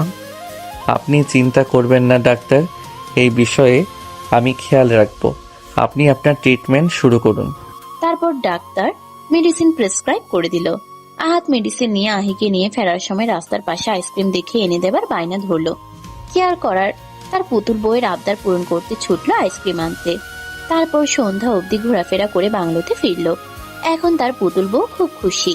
খুশিতে খুশিতে আহাদের কোলে গিয়ে বসে বলতে লাগলো আহি, এই পুতুল বর, তুমি অনেক ভালো, আজ অনেক মজা হয়েছে। আচ্ছা বর, আমরা কাল কোথায় যাব বেড়াতে? তুই যেখানে চাইবি সেখানেই নিয়ে যাব, তবে একটা শর্তে। আহি ভ্রু কুঁচকে তাকালো, অতঃপর আহাতকে জিজ্ঞেস করলো, কি শর্ত বর? এই মেডিসিনটা খেয়ে নে, তাহলে বেড়াতে নিয়ে যাব। ঠিক আছে, দাও। এমনি আস্তে আস্তে দুজনের খুনছুটি চলতে লাগলো। আহাদের সাথে ধীরে ধীরে সহজ হচ্ছে আহি। তবে স্বামী স্ত্রীর সম্পর্ক সম্বন্ধে এখনো বোঝে না, তাতে কি? আহাত না হয় তার অবুঝ বউকে নিয়েই থাকলো। রাত 1টা, আহি ঘুমিয়ে আছে আহাতকে আষ্টে পিষ্টে জড়িয়ে ধরে। হঠাৎ এর মাঝে আহির এক হাত গিয়ে ছুলো আহাদের স্পর্শকাতর স্থানে। এমনিতেই আহাত বউকে কাছে পাওয়ার তখনই চলছিল, তারপর এহেন কাণ্ডে কি আর করার, শেষে যা হবার তাই হলো। আহাদ আহিকে ঘুরিয়ে ওর উপরে উঠে গেল। আহির হঠাৎ ঘুম ভেঙে গেল, চোখ মেলে দেখলো আহাদ ওর উপরে কেমন করে যেন তাকিয়ে আছে। তাই দেখে আহি বলল, কি হয়েছে পুতুল বর, তুমি কি দেখছো? আর তুমি সরো আমার ওপর থেকে, আমি ঘুমাবো। প্লিজ বউ, বাধা দিস না। আমি পারছি না, ভুলে গেলি তোর প্রমিসের কথা। না পুতুল বর, আমি কালকের মতো ব্যথা দেব না। বলে আহি কান্না করতে লাগলো। কিন্তু আহির কান্না আহাদের কান অব্দি পৌঁছালো না। আহাদ উন্মাদের মতো আহিতে মত্ত হয়ে গেছে। আহাদ যখন চরম উত্তেজনার মুহূর্তে, ঠিক তখনই আহি জোরে চিৎকার দিয়ে উঠল। ঠিক তখনই আহাদের হুঁশ ফিরল। সাথে সাথে আহিকে ছেড়ে দিয়ে উঠে চলে গেল রুম থেকে। শিট, বারবার একই ভুল আমি কি করে করতে পারলাম? আমি কেন নিজেকে কন্ট্রোল করতে পারি না? আহির সান্নিধ্যে থাকলে আমি কেন ভুলে যাই? বলে এর আগে দেয়ালে সজোরে খুশি দিতে থাকে। এদিকে আহি পিটপিট করে তাকিয়ে আছে আহাদের চলে যাবার দিকে। সে মনে মনে ভাবছে, আমি আবার পুতুল বরকে রাগিয়ে দিলাম। আমি তো পুতুল বরকে পিঙ্কি প্রমিস করেছিলাম, এখন কি হবে? আহি ভয় ভয় আহাদকে খুঁজতে খুঁজতে তার কাছে গিয়ে আস্তে করে ডাকলো, পুতুল বর, এই পুতুল বর, তুমি আমার উপর রাগ করেছো? কথা বলো না পুতুল বর, আমি আর অমন করব না। তুমি যা বলবে তাই করব, তাও কথা বলো পুতুল বর। ও অসুস্থ? দূর পাগলি, আমি রাগ কেন করব তোর উপর? আমি কি তোর উপর রাগ করে থাকতে পারি বল? বলেই আহিকে কোলে বসিয়ে গল্প করতে লাগলো। গল্প করতে করতে আহি আহাদের কোলে ঘুমিয়ে পড়ল। আহাদ ওকে খাটে নিয়ে গিয়ে শুয়ে দিয়ে নিজেও ওকে জড়িয়ে ধরে ঘুমিয়ে গেল। দেখতে দেখতে 7 দিন কেটে গেল। আজ আহিদের বাড়ি ফেরার দিন। ওদের চট্টগ্রাম থেকে বাড়ি ফিরতে প্রায় রাত 8টা বেজে গেছে। প্রচুর জ্যাম ছিল রাস্তায়। বাড়িতে প্রবেশ করে আহি দেখলো সবাই ড্রয়িং রুমে বসে আছে। আহি ছুটে গিয়ে তার বাবাকে জড়িয়ে ধরলো আর বলল, বাবা জানো তোমার পুতুল তোমাকে কত মিস করেছে? কত মিস করেছে? এত এত এত মিস করেছে। আহির কথায় সবাই হেসে ফেলল। মামনি বলে উঠল, বড় মাকে বুঝি কেউ মিস করেনি? করেছি তো, অনেক মিস করেছি, তোমাদের সবাইকে মিস করেছি। বাবা আর চাচ্চু, আপনাদের সাথে আমার কিছু কথা বলার ছিল। রাতে ডিনার সেরে একটু বসবেন? ঠিক আছে। কিছু হয়েছে? তোকে খুব চিন্তিত দেখা যাচ্ছে। না, তেমন কিছু না, আমি ফ্রেশ হয়ে আসছি। আহি চল, ফ্রেশ হয়ে নিবি। বলে আহিকে রুমে নিয়ে গেল। আহিকে ফ্রেশ করিয়ে নিজেও ফ্রেশ হয়ে নিল। তারপর নিচে গিয়ে রাতের খাবারটা সবাই একসাথে সেরে ফেললো। তারপর আহাত ওর বাবা চাচ্চুকে নিয়ে স্টাডি রুমে গিয়ে আলোচনা শুরু করলো। বাবা, চাচ্চু, আমাদের চট্টগ্রামের যে অফিসে প্রজেক্টে কাজ শুরু হয়েছে সেখানে প্রচুর টাকা ঘাটতি দেখানো হয়েছে, কিন্তু আসলে তেমন কিছুই হয়নি। বরং আমি তো সেই প্রজেক্ট থেকে 10 কোটি টাকা প্রফিট করেছি। আরও আছে, আমাদের অ্যাকাউন্টে থেকে অনেক অনেক টাকা বেহিসাবে সরানো হয়েছে, যা কোম্পানির নাম করে সরানো হয়েছে, কিন্তু কোনো কাজে লাগানো হয়নি। এই ফাইলে সমস্ত ডকুমেন্টস দেয়া আছে, আর এসব কিছুর পেছনে রাফি ভাই আছে। এখন আপনারা ভেবে দেখুন কি করবেন। ভাইয়া, এটা আমাদের সাথে প্রতারণা করা হয়েছে। রফিককে ওর প্রাপ্য শাস্তি দেওয়া উচিত। হ্যাঁ, কালকে যা সিদ্ধান্ত নেবার নেব, চিন্তা করিস না। যা তোরা ঘুমাতে যা। বাবা, তুমি যাও, আমার চাচ্চুর সাথে কিছু কথা আছে। আহাদের বাবা চলে গেলেন। আকরাম খান বলে উঠলেন, কি হয়েছে রে বাবা? চাচ্চু, আমি এখন যা বলতে চাচ্ছি তুমি মাথা ঠান্ডা করে সবটা শুনবে। কোনো চেঁচামেচি করা যাবে না, না হলে তোমার মেয়ের জীবন সংশয় হতে পারে। আকরাম খান আহাদের মুখে আহির জীবন সংশয়ের কথা শুনে আহাদের 2 হাত ধরে উদ্গ্রীব হয়ে শুধালেন, কি হয়েছে বাবা? আমাকে সবটা খুলে বল। আমার আহিকে কে মারলো বল বাবা, চুপ করে থাকিস না। চাচ্চু, আমি আহিকে লন্ডন থেকে আসা ডাক্তার অ্যালিকসকে দেখিয়েছি। সে আহির চেক আপ করে কি বলেছে জানো? কি বলেছে বলো, কি বলেছে? বলেছে আমাদের আহি মানসিক ভারসাম্যহীন নয়, ওকে মানসিক ভারসাম্যহীন মানিয়ে রাখা হয়েছে। আকরাম সাহেব হতভম্ব হয়ে তাকিয়ে আছে। আমার বাচ্চা মেয়েটার সাথে কার এত বড় শত্রুতা? বল, কে এমন করেছে? জানি না চাচ্চু, তবে তাকে বের করতে আমার তোমার সহযোগিতা প্রয়োজন। কি সহযোগিতা বল বাবা? চাচ্চু, আহিকে এই বাড়ি থেকে দূরে রাখতে হবে। এখানে ও সেভ না, ওকে 3 মাস অন্তত এই বাড়ি থেকে দূরে রাখতে হবে, কিন্তু কিভাবে আমি বুঝতে পারছি না। আকরাম সাহেব কিছুক্ষণ ভেবে বললেন, আচ্ছা আহাত, তুই আহিকে নিয়ে রাজশাহী চলে যা। আমাদের রাজশাহী ব্রাঞ্চে কাজ চলছে, ওখানে আমার পরশু যাওয়ার কথা ছিল। তুই তাহলে সেখানে চলে যা। আমি ভাইকে সকালে বলবো আমি যেতে পারছি না, তোকে যেন পাঠিয়ে দিই। ঠিক আছে চাচ্চু। আহির আর আহাদের রাজশাহী শিফট হওয়ার কথা শুনে কারণ জিজ্ঞেস করলে ব্যবসা সংক্রান্ত কাজের কথা বলে। তখন আহাদের ফুপি বলে উঠল, ব্যবসার কাজে যাবে, ঠিক আছে, আহাত যাক, আহিকে যেতে হবে না। ওখানে আহাত কাজে বিজি থাকবে, তাহলে আহিকে কে দেখবে? তুমি চিন্তা করো না ফুপি, আমি সামলে নিব। আমি তো তোমার ভালোর জন্যই বলেছিলাম। ধন্যবাদ ফুপি, আহিকে নিয়ে এতটা ভাবার জন্য। ফুপি আর কিছু বলতে পারলো না। দুদিন পর আহি, আয়শা আর আহাদ তিনজন রাজশাহীর উদ্দেশ্যে রওনা হলো। সেখানে পৌঁছে আহাদ অফিসের কাজে বিজি হয়ে গেল। আহাদ চাইছে খুব জলদি কাজ শুরু করার, তাহলে একটু ফ্রি হয়ে আহিকে সময় দিতে পারবে সকাল। গুড মর্নিং মা। Good morning. এত সকালে রেডি হয়ে কোথায় যাচ্ছিস? একটা জরুরি মিটিং আছে, জলদি নাস্তা দাও। বস, দিচ্ছি। এসেছিস থেকে তো ব্যস্ত থাকিস, মেয়েটাকে একটু সময়ও দিচ্ছিস না। আজকের মিটিংটা শেষ হলে ফ্রি হয়ে যাব মা। আচ্ছা মা, আহিকে নিয়মিত মেডিসিনগুলো দিচ্ছ তো? হ্যাঁ, চিন্তা করিস না, আমি আছি তো। আহাদ নাস্তা সেরে বেরিয়ে গেল অফিসে যাবার উদ্দেশ্যে। আহি আজ পরপর 3টা মিটিং আছে। কাজগুলো সাকসেস হলে সে একটু ফ্রি হবে, তার পুতুল বউকে সময় দেবে। বউটাকে যে আর দূরে রাখতে পারছে না, বুকটা যে ভীষণ পুড়ছে। সন্ধ্যাবেলা ক্লান্ত হয়ে বাসায় ঢুকলো আহাদ। ওকে দেখে আহি দৌড়ে গিয়ে গলা জড়িয়ে ধরে অভিযোগের স্বরে বলে, পুতুল বর, তুমি অনেক পচা। আমায় একা একা রেখে কোথায় গিয়ে থাকো সারাদিন? আমার একা একা বাড়িতে থাকতে ভালো লাগে না। তুমি আমাকে একটু ঘুরতে নিয়েও যাও না। বলেই গাল ফুলিয়ে নিল। আহাদ মুচকি হাসি দিয়ে বলে, আমার বউ বুঝি রাগ করেছে? আচ্ছা রাগ করো না প্লিজ, কালকে ঘুরতে নিয়ে যাব, প্রমিস। এখন তো হাসো। বেরোতে যাবার কথা শুনে আহি খুশিতে আত্মহারা। আহাদ আহির হাত ধরে রুমে নিয়ে যায়। আহি, আমি তোর কোলে একটু মাথা রাখি? হ্যাঁ, এসো এসো। আহাদ আহির কোলে মাথা রেখে কোমর জড়িয়ে ধরল। আহি খিলখিলিয়ে হেসে ওঠে। আহাদ বলে, উফ, আহি নড়াচড়া করিস না তো, একটু শান্তিতে থাকতে দে। আরে পুতুল বর, আমার তো কাতুকুতু লাগছে। ওভাবেই কিছুক্ষণ থাকার পরে আহাদ ঘুমিয়ে গেল। আহিও নড়াচড়া করতে করতে ওভাবেই বেডে হেলান দিয়ে ঘুমিয়ে যায়। রাত 10টায় ঘুম ভাঙে দুজনের। নিচে গিয়ে নাস্তা করে দুজনে রুমে চলে আসে। আহিকে মেডিসিন খাইয়ে দেয়।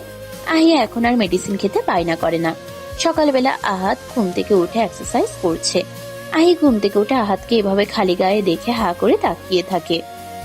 ওর কেমন কেমন জানি লাগছে। ও বুঝতে পারছে না ওর অনুভূতি। ধীর পায়ে উঠে গিয়ে আহাদের কাছে গিয়ে বসে। হাত বাড়িয়ে দেয় আহাদের শরীরের উপর। আহাদ আহির দিকে তাকায়। আহির দৃষ্টিতে কেমন যেন নেশা। আহাদ বুঝে নেয় সেই নেশা। সে উঠে আহিকে কোলে বসিয়ে নেয়, তারপর আলতো করে ঠোঁটে ঠোঁট ডুবিয়ে দেয়। তারপরে ঠোঁট ছেড়ে দিয়ে গলায় মুখ ডুবায়। আহাদ ধীরে ধীরে আহির জামা একটানে খুলে ফেলে। তারপর সে মত্ত হয় আহির মাঝে। অবাক করার বিষয়, আজ আহি কান্না বা চিৎকার কোনোটাই করছে না। আহাদ ঘোরের মাঝে বলে ওঠে, আহি, ব্যথা লাগছে, বাদ দেব? আহি কিছু বলছে না, ঘন ঘন শ্বাস নিচ্ছে। আহাদ বুঝলো আহি এখন নিজের মাঝে নেই, হারিয়ে গেছে ভালোবাসার সাগরে। বউ, পরে কিন্তু দোষ দিস না, আর প্লিজ চিৎকার করিস না। বলে আহাদ পাগলের মতো আহির মাঝে হারিয়ে গেল। মাঝে মধ্যে শুধু দুজন নর নারীর ব্যথাতুর আওয়াজ, উন্মাদন। দীর্ঘ সময় পর আহাদ আহির বুকে মুখ ডুবিয়ে দিয়ে শুয়ে পড়ে।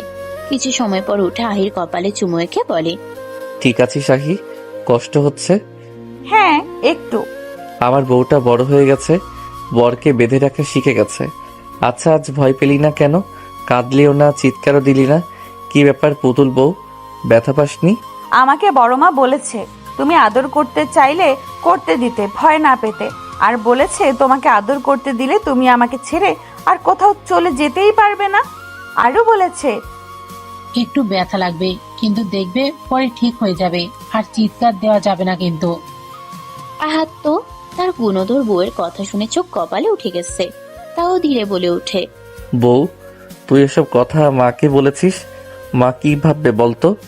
আমি কিছু বলিনি, বড় মা নিজে থেকেই আমাকে বলেছে। শোনো না বর, তুমি আমাকে ছেড়ে চলে যাবে না তো? না রে পাগলি, কোথায় যাব?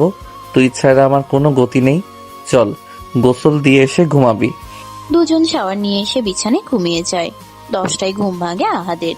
সে উঠে নিচে গিয়ে নাস্তা করে আহির জন্য নিয়ে আসে। মা আহির কথা জিজ্ঞেস করলে বলে, ও একটু অসুস্থ মা, তাই ডাকিনি। সে কি হয়েছে? রাতে তো ভালোই ছিল। আরে তেমন কিছু না মা। বলে আহাদ উপরে উঠে গেল। দেখতে দেখতে প্রায় 2 মাস কেটে গেছে। খানবাড়ি থেকে আহি আজ 2 মাস দূরে আছে, আর আহি ট্রিটমেন্টও 2 মাস চলছে। আহি এখন আগের তুলনায় অনেকটাই সুস্থ। আজ আহাদ ডাক্তারের সাথে ভিডিও কলে মিটিং ফিক্স করা ছিল, তাই তারা কথা বলছে। ডক্টর, আপনি আহির ট্রিটমেন্টের বিষয়ে কি আপডেট দেবেন বলেছিলেন? হ্যাঁ মিস্টার খান, আহির ট্রিটমেন্ট এখন লাস্ট পর্যায়ে চলে এসেছে। লাস্ট ডোজটা শুরু হলে ওর মধ্যে অনেক পরিবর্তন আসবে। পরিবর্তন বলতে কেমন পরিবর্তন ডক্টর? আহি বিগত এই কিছু বছরের মধ্যে এমন অনেক কিছুই আর মনে থাকবে না। মানে কি বলতে চাইছেন ডক্টর? এখনকার সবকিছু ভুলে যেতে পারে না? না, এটা হতে পারে না। কুল আহাদ, আমার কথা মন দিয়ে শোনো। আমি বলেছি কিছু কিছু মুহূর্ত ভুলে যেতে পারে। এখন কার স্মৃতি হতে পারে, আবার কিছু বছর আগেরও হতে পারে। ডক্টর, আহি আমাকে ভুলে যাবে না তো? কিছু বলা যাচ্ছে না। ডাক্তারের কথা শুনে আহাদ চিন্তায় পড়ে গেল। সে শুধু এটাই ভাবছে তার পুতুল বউ তাকে ভুলে যাবে না তো। আবার সেটাও ভাবছে আহি সুস্থ হয়ে যদি জেনে যায় আহাদ তাকে রেপ করেছিল, তারপরে বিয়ে করেছে, তাহলে কি সে তাকে ক্ষমা করতে পারবে? এইসব চিন্তা তাকে কুরে কুরে খাচ্ছে। কথাগুলো ভাবতে ভাবতে আহির কাছে গিয়ে জড়িয়ে ধরে বলল, পুতুল, তুই সুস্থ হয়ে গেলে আমায় ভুলে যাবি না তো? আমি যে তোকে ছাড়া থাকতে পারবো না রে বউ। তুমি এসব কি বলছো পুতুল বর? কিছু না পুতুল, একটু চুপচাপ থাক না প্লিজ। আহাদ ওভাবেই কিছুক্ষণ আহিকে জড়িয়ে ধরে বসে থাকে। আহাদ ঠিক করলো এই গোটা 1 মাস আহিকে এতটা ভালোবাসা দেবে, এত সময় দেবে যে আহি সব ভুলে গেলেও আহাদকে যেন মনে রাখে। 20 দিন পর আহাদ অফিস থেকে এসে আহাদ যখন আহিকে ডাকে তখন আহি আর তার ডাকে সাড়া দেয় না। আহাদ পাগলের মতো ডাকতে থাকে, পুতুল, পুতুল, কই তুই পুতুল? আহি কোনো উত্তর দেয় না। আহাদ উপরে রুমে গিয়ে দেখে সেখানেও নেই। ওয়াশরুমে গিয়ে দেখে আহি পড়ে আছে, তাও মাথার এক কোণা ফেটে রক্তে মেঝে ভেসে গেছে। আহাদ তা দেখে স্তব্ধ হয়ে গেল কিছু সময়ের জন্য। আহাদের ঘোর কাটে কল আসার কারণে। তখনই আহির কাছে দৌড়ে যায়, আহিকে কোলে তুলে হসপিটালের উদ্দেশ্যে রওনা হয়। হাসপাতালে গিয়ে চিৎকার করে, ডাক্তার, ডাক্তার, নার্স। আহাদের চিৎকার শুনে ডাক্তার, নার্স সবাই বেরিয়ে আসে। ডাক্তার আহিকে স্ট্রেচারে শুয়ে দিতে বলে, তারপর আহিকে নিয়ে সরাসরি অপারেশন থিয়েটারে। আহাদ যখন ভেতরে যেতে চায় তখন আপনি বাহিরে অপেক্ষা করুন। ভেতরে আহির অপারেশন চলছে। মাথায় আঘাত লেগে প্রচুর ব্লাড লস হয়েছে। আহাদ অপারেশন থিয়েটারে বাহিরে বসে মাথা নিচু করে বসে আছে। তৎক্ষণাৎ আবার আহাদের ফোন বেজে ওঠে। দেখে আকরাম খান কল করেছে। হ্যাঁ চাচ্ছু বলো। তোর গলা এমন শোনা যাচ্ছে কেন? কি হয়েছে? আহি কই? ও ঠিক আছে তো? না চাচ্ছু, আহি হসপিটালে ওয়াশরুমে পড়ে গিয়ে মাথায় আঘাত পেয়েছে। কি বলছিস? আহি এখন কেমন আছে? এখন জ্ঞান ফেরেনি চাচ্ছু। চাচ্ছু, ডাক্তার বের হয়েছে, আমি তোমায় কল করছি। ডাক্তার বের হয়ে সোজা আহাদের সামনে এসে দাঁড়ালো। ডক্টর, আহি কেমন আছে? উনি ভালো আছেন, কিন্তু এখনো জ্ঞান ফেরেনি। একটু সময় লাগবে। ঘুমের ইঞ্জেকশন দেওয়া হয়েছে। She is out of danger. Doctor, আমি ওকে একটু দেখতে পারি? অবশ্যই, ওনাকে কেবিনে দিলে আপনি দেখে আসবেন। Thank you doctor. আহিকে কেবিনে দেওয়া হয়েছে। আহাদ আহির পাশের টুলটা টেনে নিয়ে বসে আহির একটা হাত ধরে এক নয়নে তাকিয়ে আছে। তার মাঝে ওই অবাধ্য 2 চোখ দিয়ে জল গড়াতে লাগলো। আহাদ বলছে, এই পুতুল ওঠ না, তোর পুতুল বর দেখ না কষ্ট পাচ্ছে। তুই না বলেছিস আমার কষ্ট তুই দেখতে পারিস না, তাহলে এখন কেন এভাবে ঘুমিয়ে আছিস? তোর চুপ থাকা যে তোর পুতুল বর মেনে নিতে পারছে না। ওঠ না, এই বউ ওঠ। আহাদ সারা রাত আহির হাত ধরেই বসে থাকলো। সকালে আকরাম সাহেব, আয়েশা, আসহাব এসে পৌঁছালো আহির কেবিনে। আহি তখনও ঘুমে। ডক্টর এলো, আহিকে দেখে বলে গেলেন, কিছুক্ষণ পরে ওনার জ্ঞান ফিরে আসবে। তবে একটা কথা, আপনারা একটু দেখবেন উনি যেন উত্তেজিত না হয়। সেটা ওনার শরীরের জন্য ভালো নয়। জি ডাক্তার। 30 মিনিট পর আহি চোখ দুটো পিটপিট করে তাকিয়ে আবার বন্ধ করে নিল। কেমন জানি ভিতরে ভিতরে ছটফট করছে আর বিড়বিড় করে কিছু বলছে। আবার চোখ মেলে তাকালো। তাকিয়ে, বাবা, বাবা। হ্যাঁ মা বল, আমি তোর কাছেই আছি। ওরা আমাকে ধরে নিয়ে যাবে, আমাকে মেরে ফেলবে, আমাকে লুকিয়ে রাখো, বাঁচাও বাবা, বাঁচাও। কে ধরে নিয়ে যাবে তোকে? মেরে ফেলবে মা। আহি কেউ নেই মা। ওই যে বাবা, ওরা আসছে বাবা, ওরা মাকে মেরে ফেলেছে বাবা, আমাকে মেরে ফেলবে বাবা, আমাকে বাঁচাও বাবা, বাঁচাও। আহাদ, ডক্টরকে ডাকো জলদি। আহাদ হন্তদন্ত হয়ে ডাক্তারকে ডাকতে চলে গেল। কিছুক্ষণের মধ্যেই ডাক্তার কেবিনে প্রবেশ করলো। নার্স, ইঞ্জেকশন রেডি করুন জলদি। আহিকে ইনজেকশন পুশ করার পরে আস্তে আস্তে শান্ত হয়ে গেল। তখন ডাক্তার বলল, আমি যা সন্দেহ করেছিলাম তাই হলো।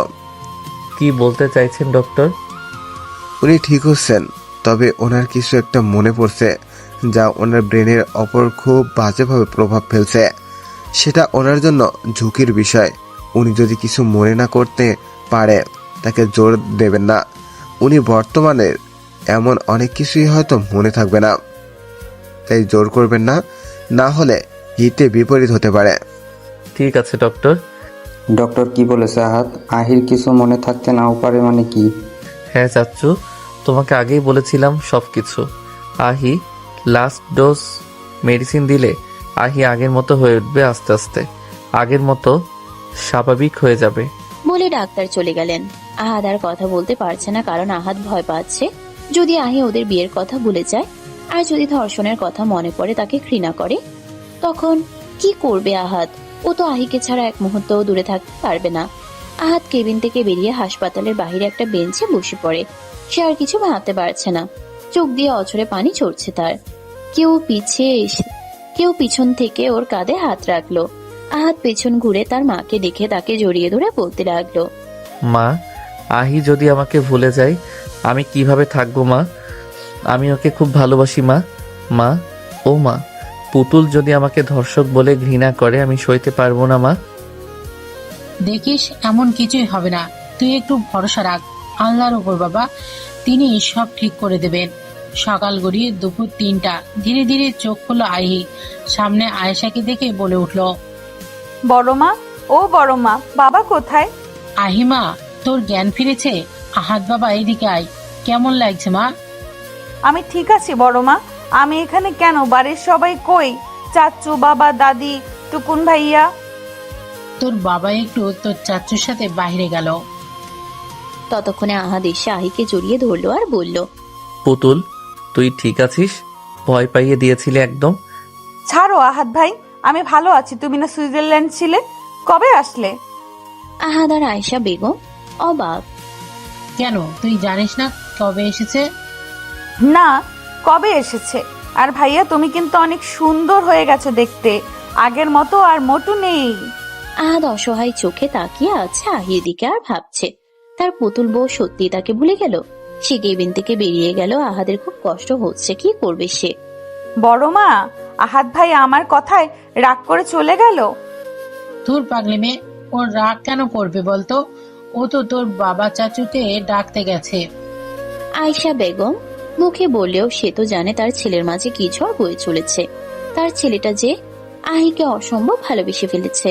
ভাবনার মাঝে আকরাম আর আসহাব খান কেবিনে প্রবেশ করলো। আহি বাবাকে দেখে ডেকে উঠল, বাবা, তুমি কোথায় গিয়েছিলে বলো তো আমাকে রেখে? আমি বাইরে ছিলাম মা, তোকে ছেড়ে কোথাও যাব না। কেমন আছিস মা এখন? বড় বাবা, তোমার না এয়ারপোর্ট থেকে ফেরার সময় আমার পুতুল এনে দেবার কথা ছিল? কই সেই পুতুল? দাও আমাকে, না হলে আমি তোমার সাথে আড়ি করে দেব, আর কথাই বলবো না। আসহাব সাহেব আয়েশা বেগমের দিকে তাকালো। সে ইশারায় বোঝালো আহি বর্তমান সবকিছু ভুলেছে কিনা। আসহাব সাহেব আয়েশা বেগমের দিকে তাকালো। সে ইশারায় বোঝালো আহি বর্তমান সবকিছু ভুলে গেছে। সে স্ত্রীর থেকে নজর সরিয়ে আহির দিকে তাকিয়ে বলল, এনেছি তো, বাসায় আছি। তুমি বাসায় গেলে পেয়ে যাবে মামনি। আহি আসহাব খানের কথা শুনে খুশি হয়ে গেল। সে বায়না ধরলো সে এখন বাসায় যাবে। কি আর করা, আহিকে নিয়ে অগত্যা বাড়িতে আসতে হলো। বড় মা, এই বাড়িতে কেন আমরা আমাদের বাড়িতে যাব? যাবো তো, তুমি একটু সুস্থ হলেই যাব। বাসায় চলো সবাই, তোমার অপেক্ষা করছে। বাড়িতে ঢুকেই দাদির সাথে দেখা। এসেছিস পুতুল? আয় আমার কাছে এসে বস। দাদি, আহি অনেকটা জার্নি করে এসেছে, এখন ওকে রেস্ট নিতে হবে, পরে না হয় বসবে। হ্যাঁ, তা ঠিক বলেছো দাদু ভাই। যাও, তোমার বউকে নিয়ে যাও। আহি কথাটা শুনে দাদির দিকে তাকিয়ে জিজ্ঞেস করলো, কি বললে দাদি? বউ মানে? আহাদ ভাই বিয়ে করেছে? কোথায় বউ? আর আমাকে না জানিয়ে বিয়ে করে নিল? আহি একটু মন খারাপ করে বলল, একটু রাগ করেই বলল। বড় মা, আমাকে রুমে নিয়ে চলো। আমি নিয়ে যাচ্ছি। লাগবে না, আমি নিজেই যেতে পারি। তুমি তোমার বউকে নিয়ে যাও। আহাদ বুঝলো আহির মন খারাপ হয়েছে। ও একটা বাঁকা হাসি ঠোঁটে রেখে এক ঝটকায় কোলে তুলে নিয়ে রুমের দিকে হাঁটা ধরলো। আহি কিছুক্ষণ লাফালাফি করলেও পরে শান্ত হয়ে গেল। রুমে নিয়ে নামিয়ে দিয়ে বলল, আয়, তোর কথাই রাখলাম, আমাকে দোষ দিতে পারবি না। বলে হাসতে হাসতে বেরিয়ে গেল। আজ 5 দিন হয়ে গেছে আহির বাড়ি আসার। আহি এখন মোটামুটি সুস্থ। এখন তেমন একটা প্যানিক করে না সে, কিন্তু মাঝে মাঝে ঘুমের মাঝে সে ভয়ানক কিছু স্মৃতি মনে পড়ে ঝাপসা। আহি বসে বসে কিটকেট খাচ্ছে, এমন সময় আহাদ এসে বলল, পুতুল চল, বাহিরে গিয়ে ঘুরে আসি। আমি কেন যাব? তোমার বউকে নিয়ে যাও। সে তো নেই, তাই তোকেই নিয়ে যাব, চল। ছি ভাইয়া, বউ থাকতে অন্য মেয়েকে নিয়ে যাবে? তোমার বউ শুনলে দেখো, তোমার একটা চুলও আস্ত রাখবে না। আহাদ আহিকে দেয়ালের সাথে চেপে ধরে। সে তখন দেখা যাবে, তুই যাবি কিনা বল। আহাদ কথা বলতে বলতে আহির অনেক কাছে চলে আসলো। এতটাই কাছে যে একে অপরের নিঃশ্বাস আশ্রে পড়ছে তাদের মুখে। যাব যাব, সরুন আপনি। বলে ধাক্কা দিয়ে আহাদকে সরাতে চাইলো, কিন্তু পারলো আর কই। আহাদ আহিকে শক্ত করে ধরে ওর কানের লতিতে একটা চুমু এঁকে দিল। পরে কপালে একটু সময় নিয়ে আরো একটা চুমু দিল। তারপরে ছেড়ে দিয়ে হনহন করে চলে গেল। আহির মনের ভেতরে ঝড় বইছে। সে বলছে, কেন এমন করছো ভাইয়া? তুমি বিবাহিত, তারপরেও আমার সাথে এমন কেন করলে? আমি তো নিজেকে সামলাতে পারবো না। বলে আহি দেয়াল ঘেঁষে বসে কাঁদতে থাকে। আপনারা হয়তো বুঝতে পারছেন না আহি কেন কাঁদছে, তবে শুনুন। আহাদ যখন বিদেশে চলে যায় তখন 14 বছরের আহি আহাদকে মনে মনে পছন্দ করত, কিন্তু কখনো বলা হয়ে ওঠেনি। আর সে এখন জানে যে আহাদ বিবাহিত, তাই সে কাঁদছে আর কষ্ট পাচ্ছে। ইতিমধ্যে আহির কাছে আহাদের মা এসে কাঁধে হাত রাখলো।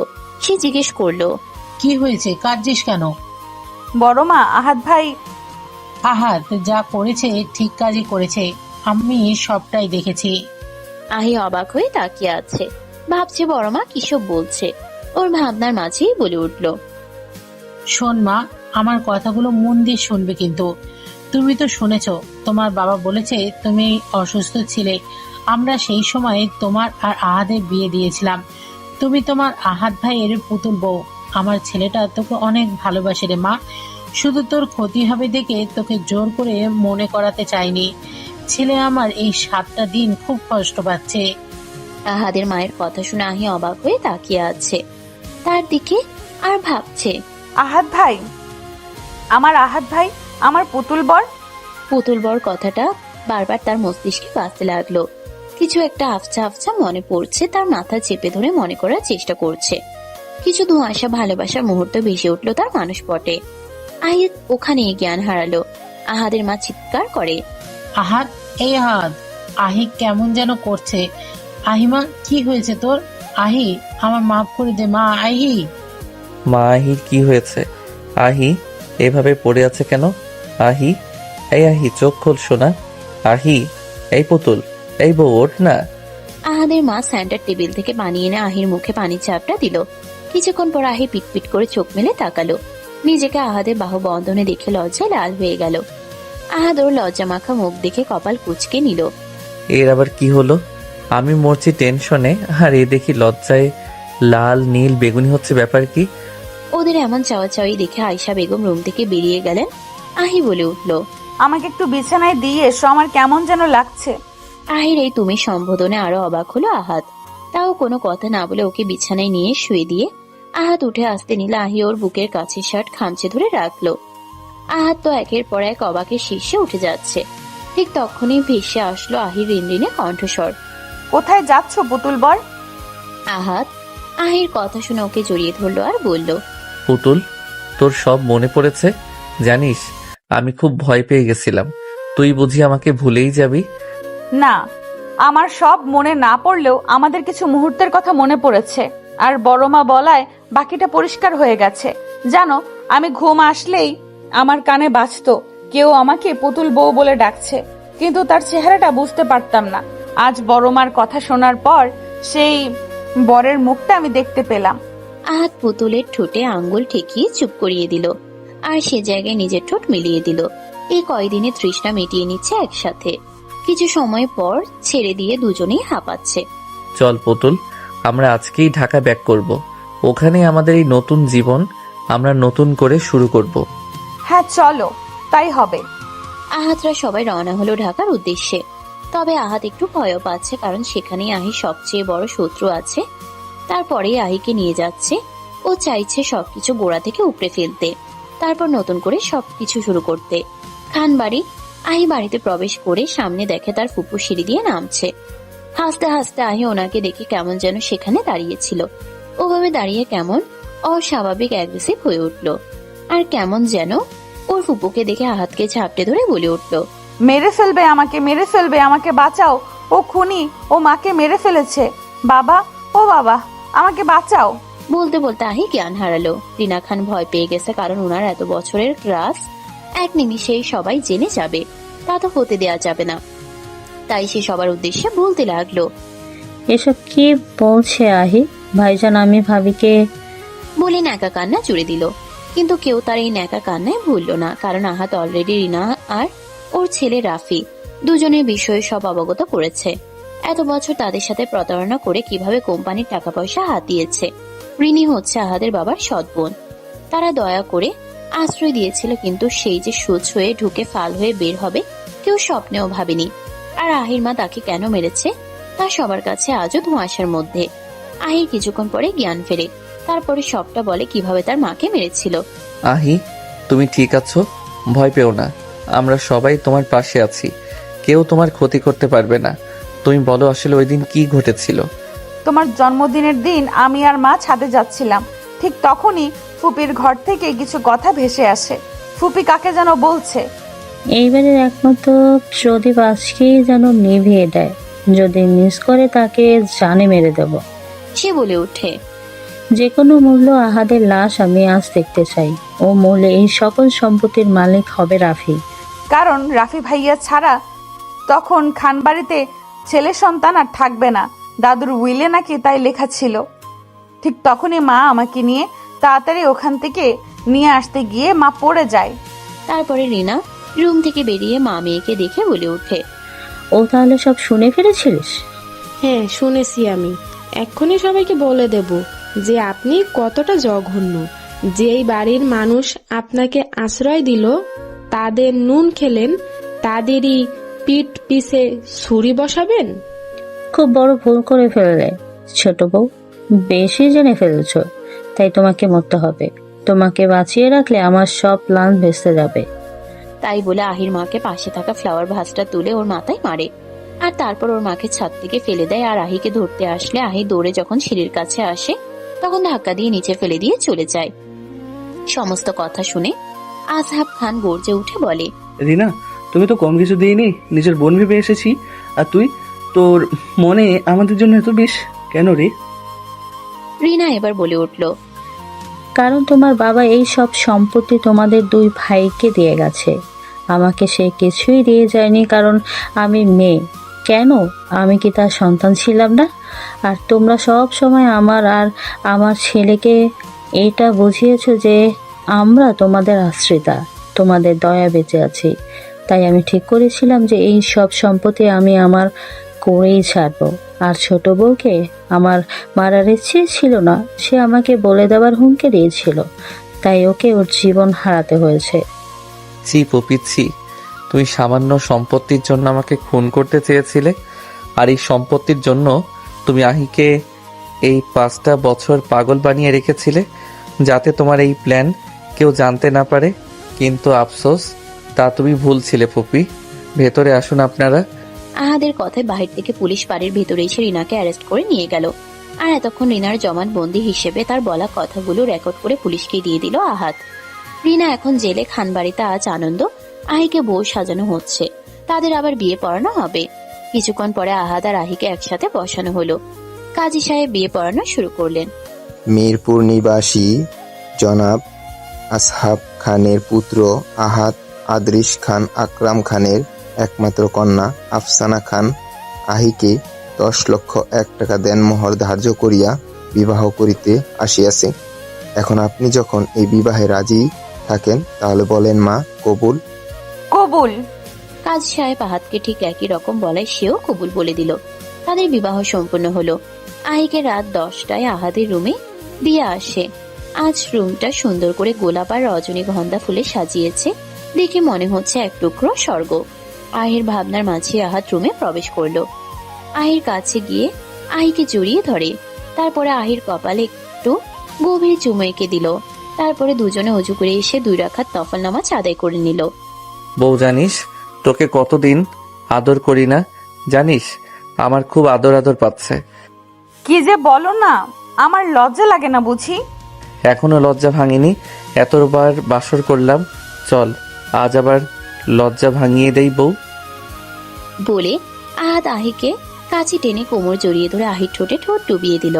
ভালোবাসে ভরিয়ে দিতে লাগলো আহির পুরো শরীর জুড়ে। তারপর আহিকে নতুন করে পরিচয় করিয়ে দিল কিছু মিষ্টি মধুর যন্ত্রণার সাথে। তারপর হারিয়ে গেল দুজন এক সুখের শহরে, যে শহরে আছে শুধু আহাদ আর আহি নামক 2টি ভালোবাসার পাখি, যারা আজ অবাধ সুখে মেতে আছে। সবাই দোয়া করবেন তাদের জন্য, তারা যেন এভাবেই সুখে থাকে। সত্য।